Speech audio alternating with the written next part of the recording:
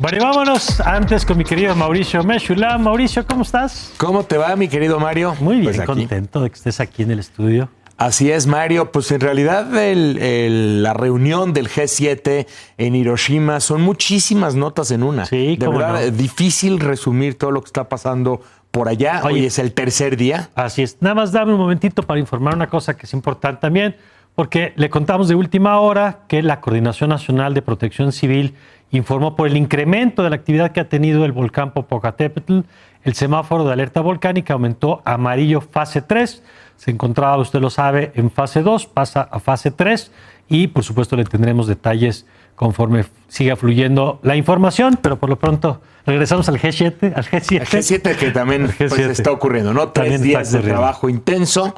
Muchas notas decía yo en una, digo, nada más para entender, por ejemplo, el presidente ucraniano Zelensky viajó hasta Japón y se hizo presente. Oye, ¿qué tal el video de cuando llega y va Trudeau y lo saluda? Lo saludan, porque normalmente Zelensky ha estado muy presente, pero por videoconferencia en esta serie de eventos. Entonces, en las últimas semanas lo hemos visto viajando a distintas partes. Entonces, eso ya de entrada es una nota porque refleja la importancia del tema Ucrania para las 7 economías más industrializadas del planeta, pero además para tratar de alinear posiciones al respecto. Entonces es importantísima la visita de Zelensky. Ahí comentar, por ejemplo, decir que una nota importantísima del día viernes es que Joe Biden se muestra abierto por primera vez a permitir que Ucrania reciba aviones F-16. Que es una demanda que había tenido desde el principio. Hace muchísimo tiempo y parte de la reunión se trató dentro de conferencias de prensa, por ejemplo, Biden justificando por qué no lo hizo. Querían tanques y querían aviones. Querían tanques. Ya les habían dado tanques. Y el argumento es, a ver, si les ibas a dar tanques y aviones para acelerar sus capacidades, ¿por qué te tardaste tanto en hacerlo? Y entonces Biden lo que argumenta es que, bueno, al final no hizo tanta diferencia y que finalmente lo están haciendo, pero en realidad, hace falta ver de qué manera se van a proveer estos aviones. Muy probablemente van a ser aliados de Estados Unidos que tienen F-16. Que les autoriza que se los entreguen a Ucrania. Les autoriza que se le entreguen. Pero, hay, insisto, muchísimos temas. Está también, además de Ucrania y además de Zelensky, perdón, por cierto, es que esto es muy importante, porque justo en medio de la cumbre, Rusia anuncia que ganó ya, que ya tiene una victoria en la ciudad de Bakhmut. Es una ciudad que ha estado disputada prácticamente un año,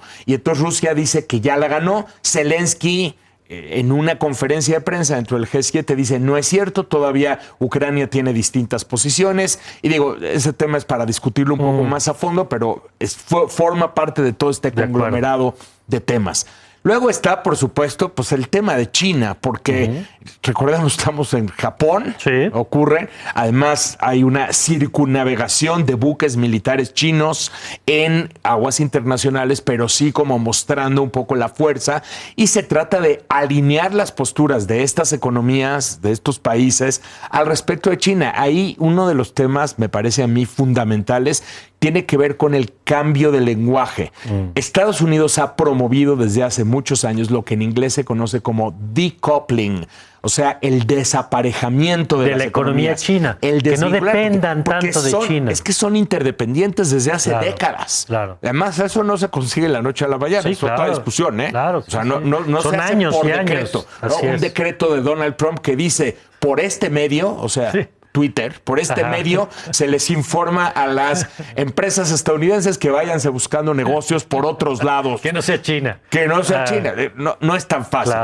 El lenguaje que empieza a adoptar la presidenta de la Comisión Europea, Ursula von der Leyen, es de-risking. De-risking quiere decir reducir el riesgo, no desaparejar a las economías, sino reducir el riesgo. Que no es otra cosa más que disminuir la dependencia. Disminuir las dependencias, pero sin romper las cadenas de suministro que actualmente existen. Y tratando de blindarlas en materia de seguridad.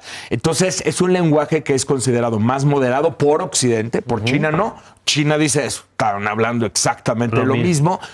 Occidente considera que es más moderado y aquí hay que entender que hay posturas distintas. Estados Unidos tiene una línea más dura con China que la línea que tiene Europa y que la línea que tiene incluso el propio Japón. O sea, Japón tienen una altísima interdependencia económica y además por su zona geográfica, o sea, por la ubicación geográfica, no quieren incentivar un conflicto de manera inmediata.